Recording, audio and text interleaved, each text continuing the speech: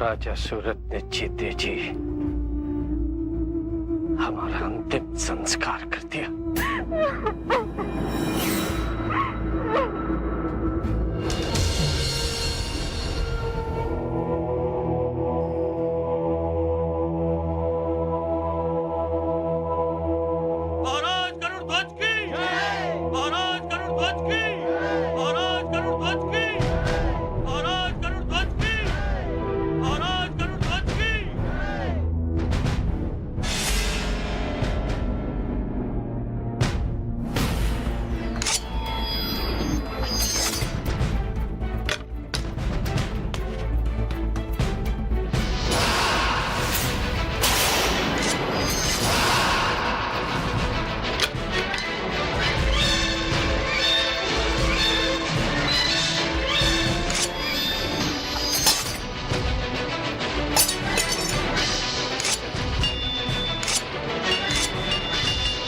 महाराज सूरत की, महाराज सूरत की।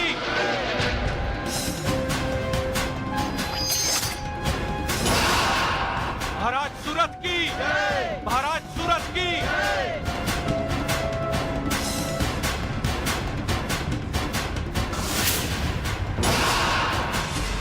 महाराज गरुड़ ध्वज, आप मेरे बंदी हैं। मेरे पिताजी महाराज चंद्रमुख के लिए अपनी नगरी का प्रवेश द्वार बंद करके दानव राजकाल केतु की सहायता करने का आपने जो अपराध किया है वो क्षमा करने लायक नहीं है। जिसकी सजा मृत्युदंड नहीं किंतु मृत्युदंड समान है।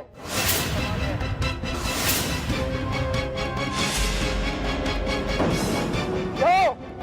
मैंने आपको जीवन दान दिया, जीवन दान दिया, जीवन दान दिया। सेनापति, महाराज गरुड़ ध्वज और उनके मंत्री दुर्जय को बंदी बनाकर विजयदुर्ग छोड़ाओ।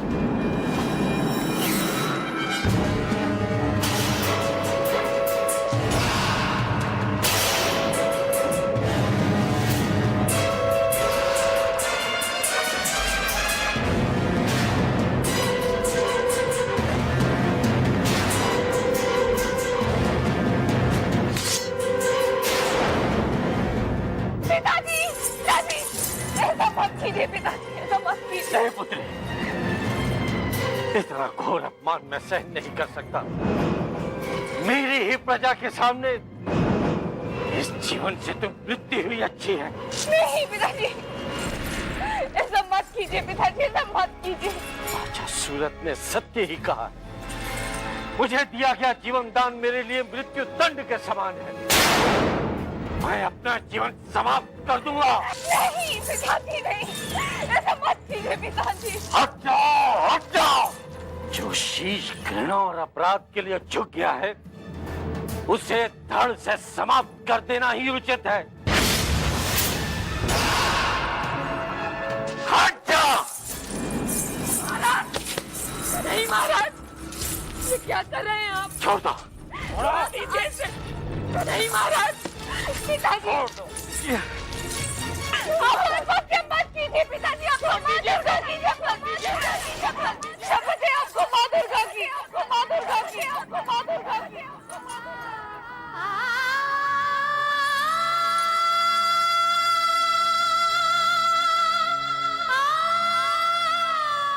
छोड़ दीजिए इसे महाराज।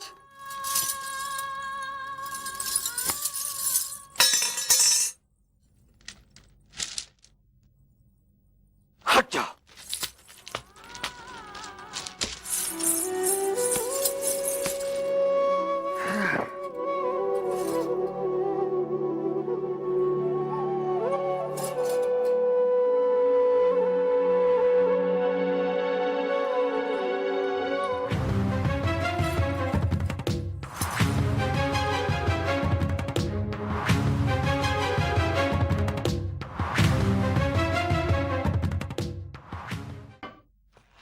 महाराज सूरत को विजय दुर्ग की राजकुमारी सुमुखी के दूत का प्रणाम।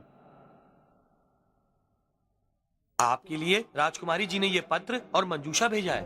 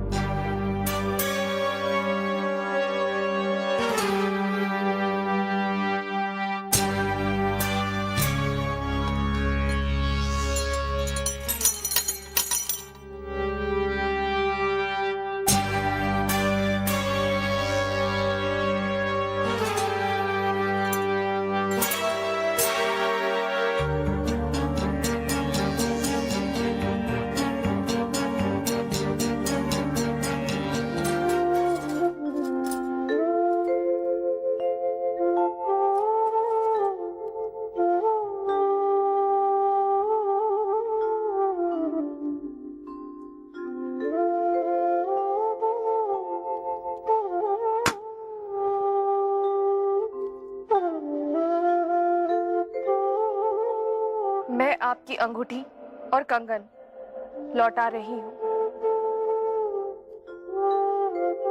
ये कंगन आपकी माताजी ने मुझे पहनाए थे और ये अंगूठी आपने मुझे पहनाई थी। परंतु आपने मेरे पिताजी का जो अपमान किया है, उसके लिए मैं आपको कभी क्षमा नहीं कर सकती। और ना ही मेरे पिताजी का अपमान करने वाले के साथ मैं कोई संबंध रखना चाहती हूँ। मैं आपके साथ अपने सारे संबंध तोड़ रही हूँ।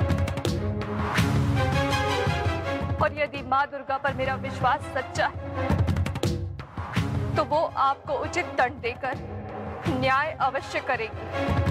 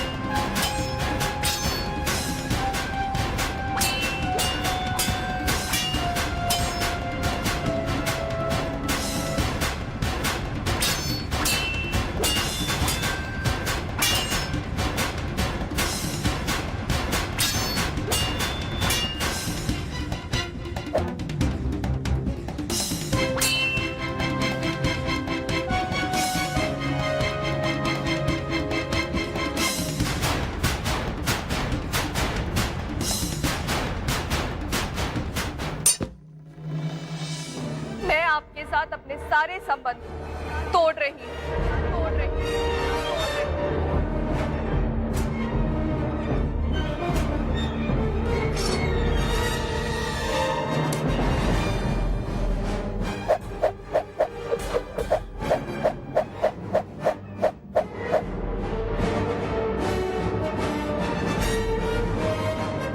मैं आपकी अंगूठी और कंगन लौटा रही हूँ।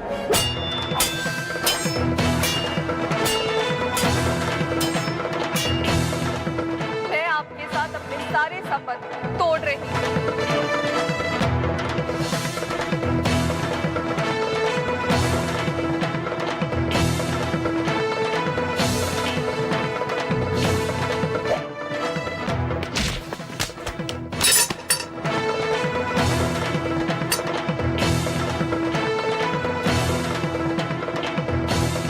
राजन,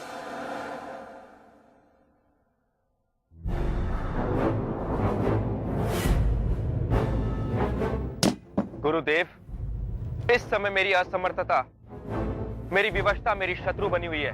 चंद्रनगरी का राजा और असमर्थ? किस चीज की कमी है आपको? क्या पाने में असमर्थ हैं आप? मन की शांति गुरुदेव, मन की शांति। कारण? मैंने हमेशा ही अपना कर्तव्य निभाया है गुरुदेव, लेकिन आज आनंद की जगह मुझे तिरस्कार मिला।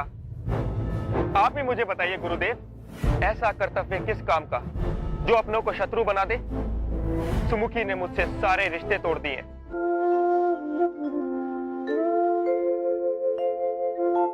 विचलित होने की आवश्यकता नहीं है राजन। सुमुखी ने आपसे नाता तोड़ा, आपने तो सुमुखी से नाता नहीं तोड़ा। अगर आप चाहें तो ये नाता फिर से जोड़ सकते हैं। वो कैसे गुरुदेव? विनम्रता से, अहंकार का त्याग करके। राजन, किसी के सामने झुकने से मनुष्य छोटा नहीं हो जाता। आपने अपने पिता के प्रति अपना कर्तव्य निभाया है, अब अपने प्रेम के प्रति कर्तव्य निभाइए। परंतु गुरुदेव, महाराज गरुड़ध्वज आपके होने वाले ससुर हैं, आपके पिता समान हैं। उनके सामने झुकने में ना तो आपकी ऊंचाई कम होगी और ना ही कोई अपयश मिलेगा। आप दोनों के बीच जो अहंकार की दीवार है, उसे तोड़ दीजिए राजन। आप स्वयं उनके पास जाइए और मेरा विश्वास है कि आपका टूटा हुआ नाता फिर से जुड़ जाएगा।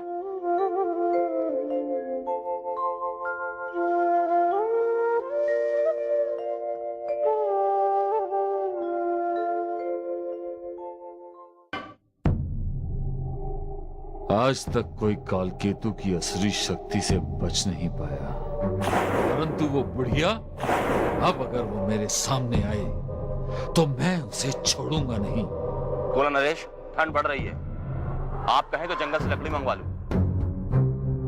जंगल के सारे पेड़ काट के ले आओ। सैनिकों, जंगल से पेड़ काट कर ले आओ।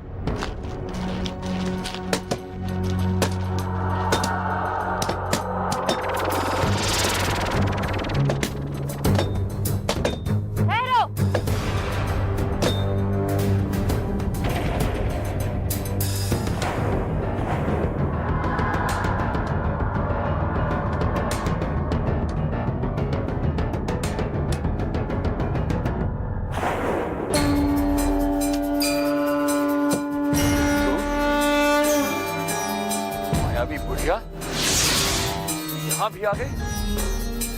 हम तो तुझे ढूंढ रहे थे। तू हमारा पीछा कर रही है क्या?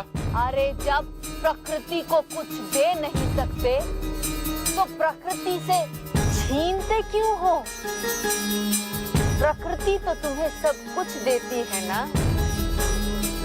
तो फिर तुम प्रकृति को क्या देते हो बताओ? प्रकृति का तो काम ही है देना।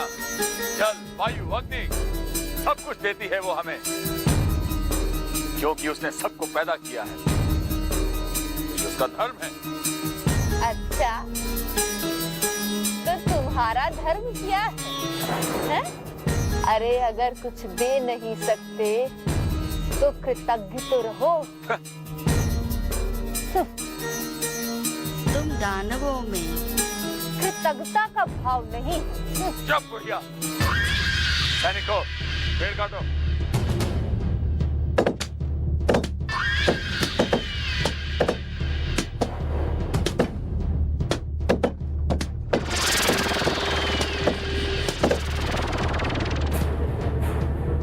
मैं ये वृक्ष नहीं काटने दूंगी। तो इस बुढ़िया को भी काट दो।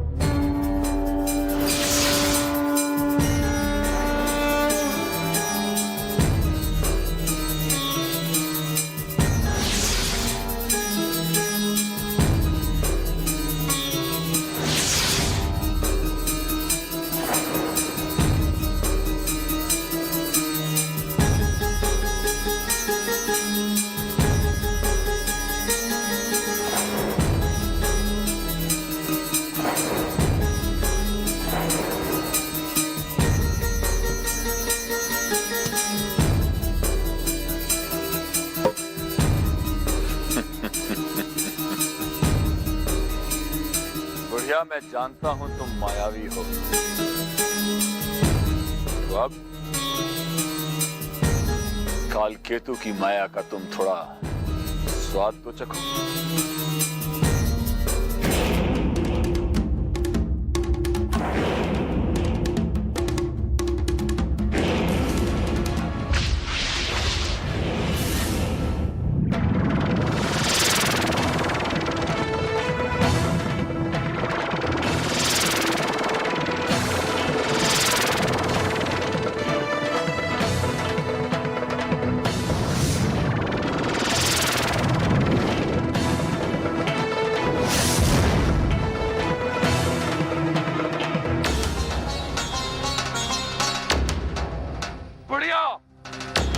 मेरे भाग्य की बात कर रही थी ना, आज तेरा भाग्य तुझे यहाँ लेकर आया है और तेरा विनाश निश्चित है।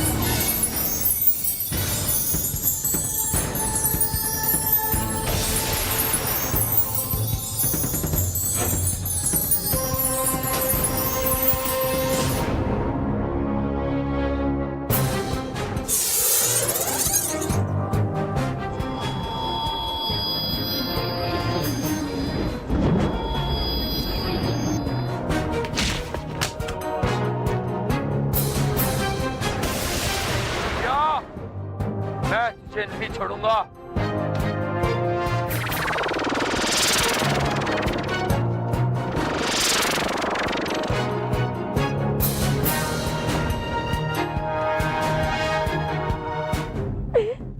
अरे मैं तो यहाँ हूँ। बढ़िया।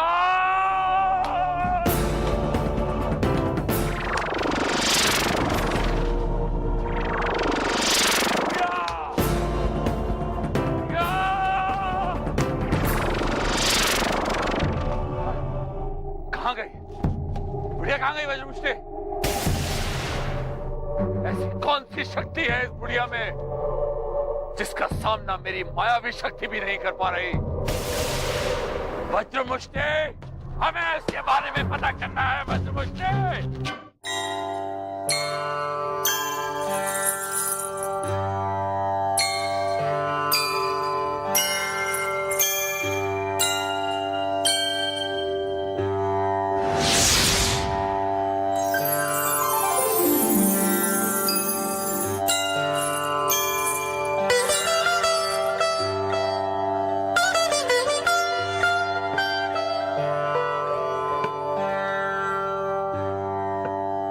जी, कौन है आप?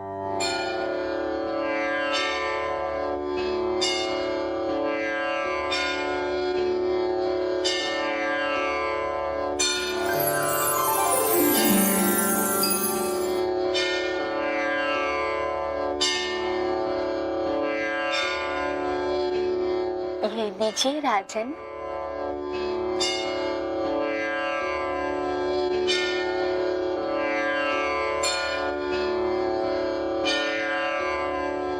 फूल किसी के भी हाथ में हो सुगंध ही देता है, फिर चाहे वो राजा हो या रंग, सुर हो या असुर, स्त्री हो या पुरुष। सही ना? फूल कभी पक्षपात नहीं करता, क्योंकि फूल का तो कर्तव्य है सुगंध देना। वो अपने कर्तव्य से कभी विचलित नहीं होता, किंतु मनुष्य जिसके कारण आपके भाई की मृत्यु हुई, सुमुखी और सूरत की प्रेम गाथा तो अब तक चल रही है और आपका प्रतिशोध तब तक पूरा नहीं होगा जब तक आप इस कहानी को समाप्त नहीं कर देते। जिसे कोला नगरी में होना चाहिए था कोला नरेश, वो विजय दुर्ग में सुरक्षित है।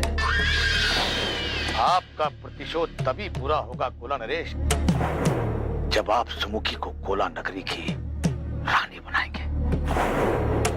वैसे मेरे विचार से तो धूम्रकेतु भी सुमुखी को दानवों की रानी बनाना चाहता था।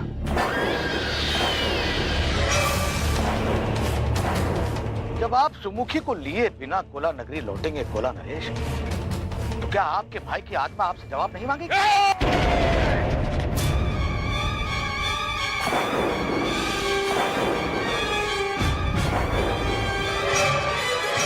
एक शब्द भी और नहीं, अपना स्वार्थ बताओ। आपका सामंत बनना चाहता हूं।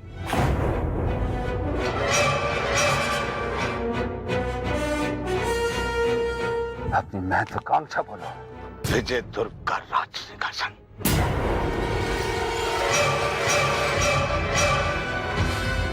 ताकि जब आप विजय दुर्ग आए और सुमुखी को बंदी बनाकर ले जाएं, तो मैं आपकी सारी मुश्किलें आसान कर दूं।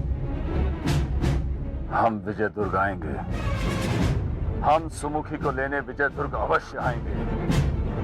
हमने सोचा था हमारा प्रतिशोध पूरा हो गया, परंतु अब हमारे प्रतिशोध पर ताज लगाने की बारी आई है, जो हम सुमुखी को अपनी रानी बनाकर पूरा करेंगे। राजा सूरत पहली बार हमारे यहाँ आ रहे हैं, इसलिए राजभवन का कोना कोना सजा दिया जाए। आप कब पधारेंगे विजय दुर्ग खोला नरेश? हमें तो इस बात की प्रसन्नता है महाराज कि विजय दुर्ग और चंद्र नगरी फिर से मित्र बन जाएंगे। मित्रता में बढ़ाए हुए तुम्हारे हाथ को हम अपने हाथ में थामते हैं महाराज दुर्जय। यदि एक बार महाराज सूरत आपके सामने मेरा हाथ थाम ले तो वो ये साथ जीवन भर निभाएंगे। वो अपने वचन के पक्के हैं माँ, वो अपने वचन के पक्के हैं। अपने वचन के पक्के हैं हम। यदि वचन दे दिया तो दे दिया। हम विजय दुर्ग अवश्य आएंगे। मैं आ रहा हूं विजय दुर्ग सुमुखी, तुम चंद्र नगरी की रानी बनोगी। सुमुखी कोला नगरी की रानी अवश्य बनेगी।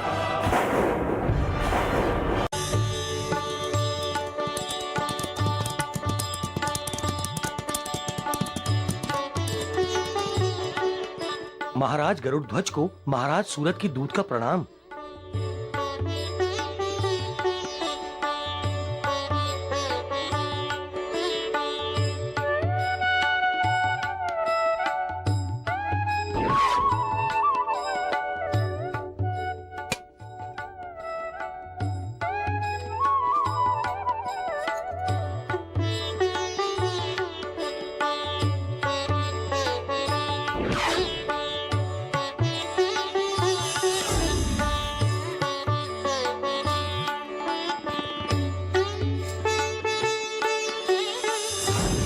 दुर्जय, मन तो चाहता है कि तुम्हें इसी समय कारागार में डाल दूं, परंतु राजभवन में होने वाली खुशियों को तनिक भी पल भर के लिए भी मैं खंडित नहीं करना चाहता।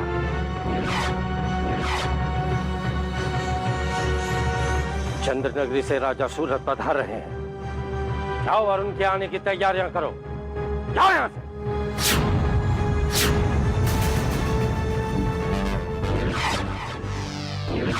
कारागृह में तो आपको जाना है जीजा जी। इस दुर्जय को तो विजय दुर्ग का राजा बनना है।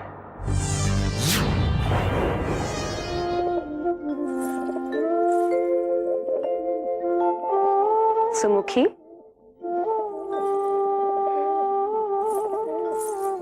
राजा सूरत का दूत तुम्हारे कंगन और अंगूठी दे गया है और साथ में ये पत्र भी है तुम्हारे लिए।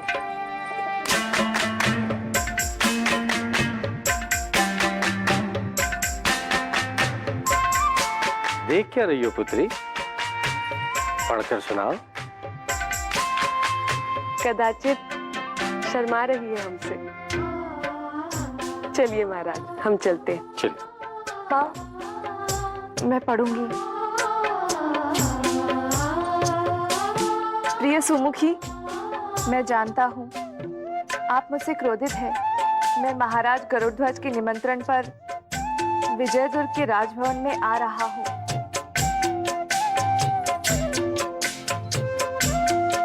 कदाचित आपके सामने अपनी गर्दन झुकाकर अपने क्रोध को शांत कर सकूं।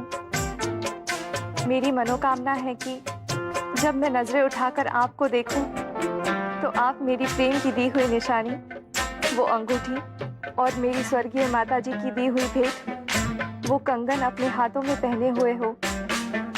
अगर आप अपने हाथों में पहने हुए होंगी तो मुझे पूर्ण विश्वास हो जाएगा कि आपने मुझे क्षमा कर दिया है।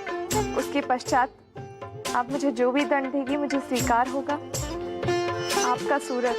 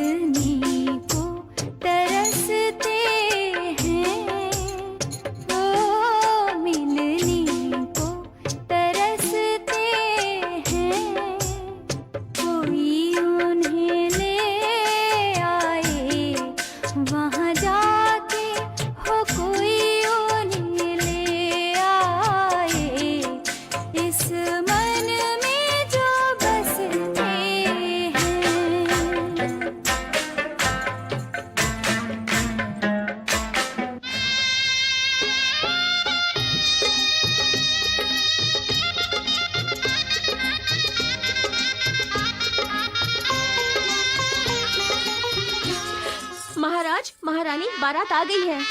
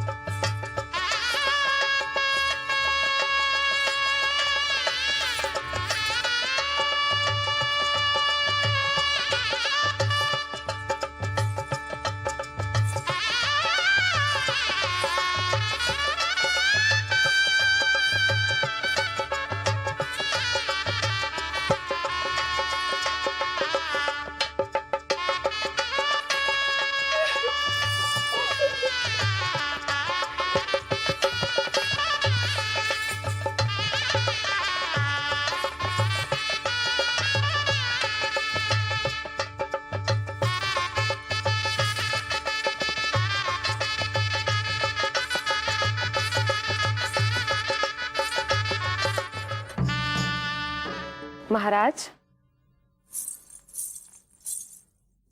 महाराज, कहाँ? कहाँ खो गए? सुमुखी, सुमुखी के बारे में सोच रहा था। बस उसका विवाह हो जाए, सब ठीक हो जाएगा। माँ दुर्गा के आशीर्वाद से सुमुखी सुखी रहेगी महाराज। उसकी मनोकामना अवश्य पूरी होगी।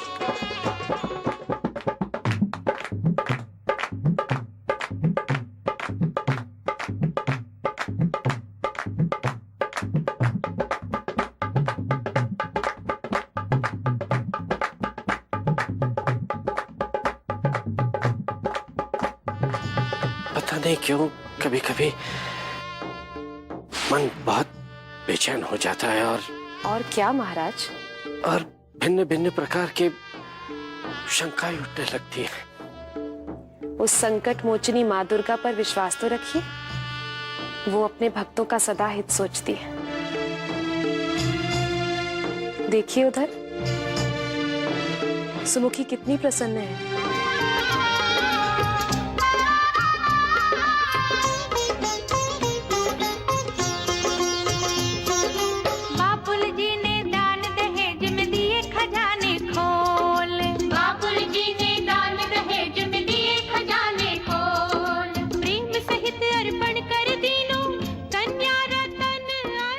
संध्या। जी महारानी। बेटी, क्या राजकुमारी की केश में फूल नहीं सजाओगी? जी। जाओ फूल ले आओ। जी महारानी।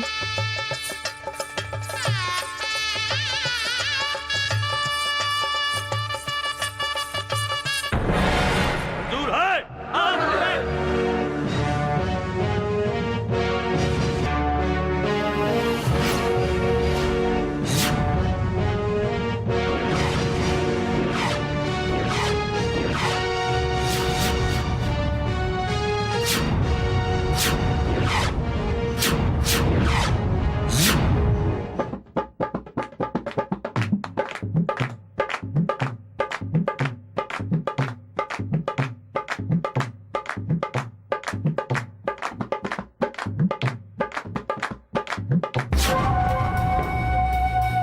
मैंने सभी सैनिकों को समझा दिया है और ये सभी सैनिक अपनी अपनी टुकड़ियों के साथ हमारा साथ देने को तैयार हैं।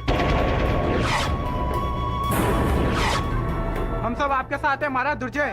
आवश्यकता हुई तो हम विद्रोह करेंगे। महाराज दुर्जय की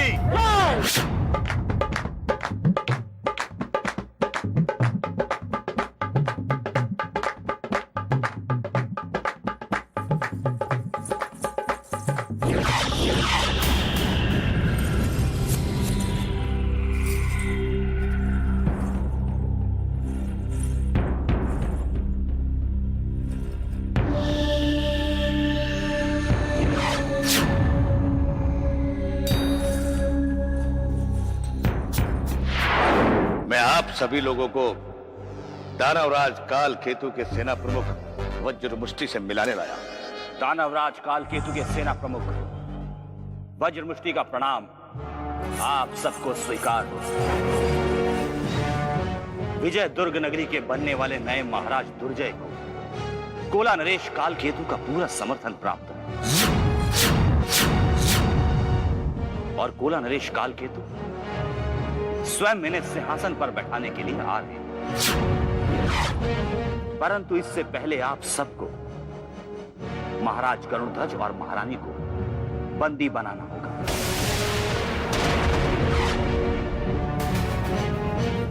दानवराज कालकेतु और उनकी सेना आपके साथ है। महाराज दुर्जय की जय, महाराज दुर्जय की जय, महाराज दुर्जय की।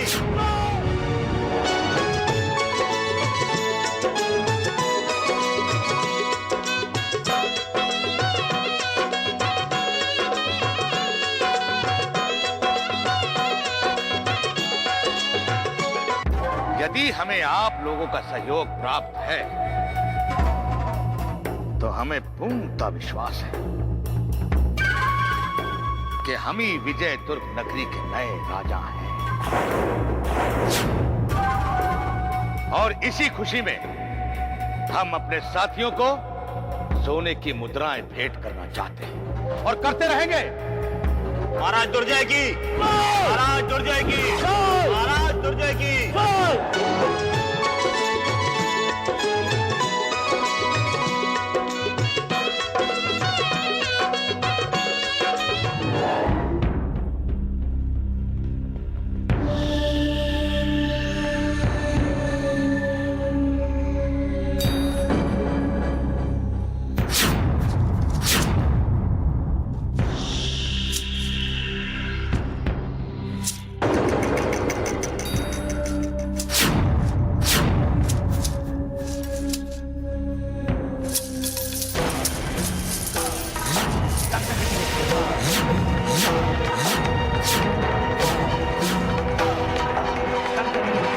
कौन है वहां? महाराज दुर्जय, इसका जीवित रहना आपके लिए ठीक नहीं है। तुम उसकी चिंता छोड़ दो वज्र मुष्टि। ये दासी महाराज तक जीवित नहीं पहुंचनी चाहिए। इसका पीछा करो। जाओ।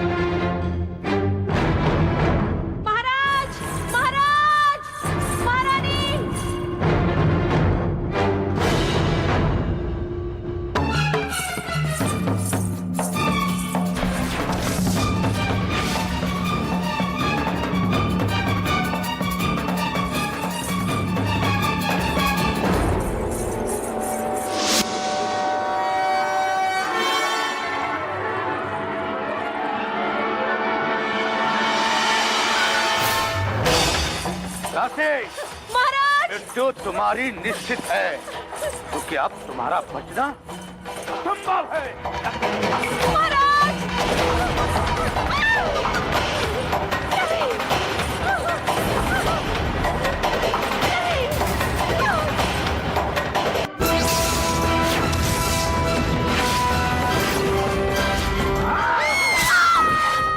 इसका मृत शरीर किसी को नहीं मिलना चाहिए।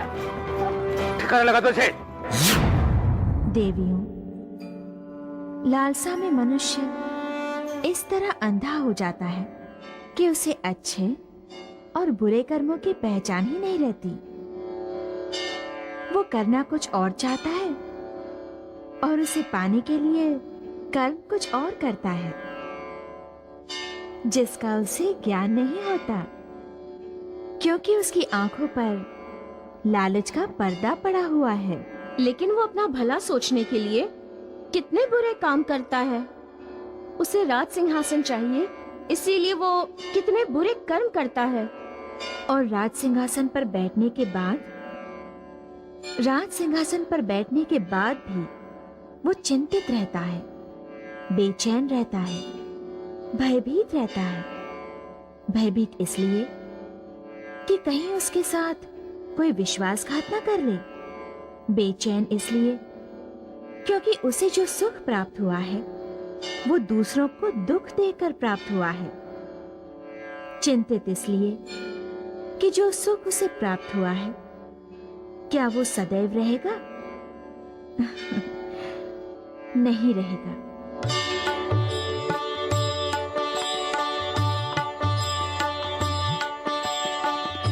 गुरुदेव, आपकी आज्ञा के अनुसार मैंने विजयदुर्ग जाने का निर्णय ले लिया है।